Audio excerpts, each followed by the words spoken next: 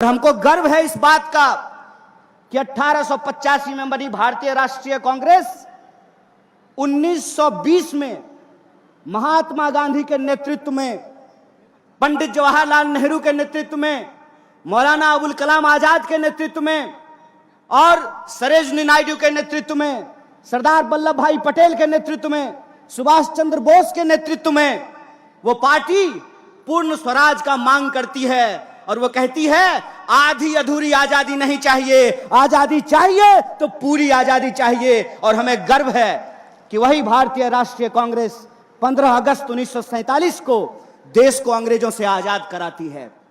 और देश जब अंग्रेजों से आजाद हुआ, पूरा देश जब आजादी का जश्न मना रहा था, उस जश्न के साथ इस देश के लोग रो रहे थे। इस बात को भी याद रखिएगा, इस देश के लोग रो रहे थे क्योंकि उस वक्त भी वही राजनीति हुई जिस राजनीति को हम 2014 से इस देश में देख रहे हैं।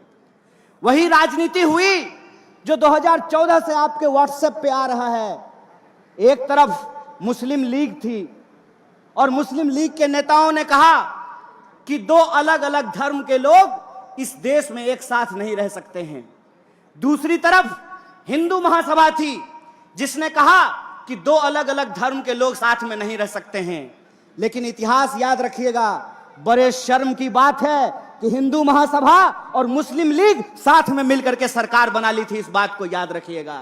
यह बात आज जब हम पार्टी की स्थापना दिवस मना रहे हैं तो एक एक कार्यकर्ताओं को याद रखने की जरूरत है कि जो आजादी 15 अगस्त 1947 को इस देश को भारतीय राष्ट्रीय कांग्रेस ने दिलाया है, उस आजादी को अगर कोई बचा सकता है, जिस सपने को महात्मा गांधी ने इस देश में देखा है, उस सपने को अगर कोई बचा सकता है तो उस पार्टी का नाम भारतीय राष्ट्रीय कांग्रेस है और उस नेता का नाम राहुल गांधी है। इस बात को याद रखिएगा।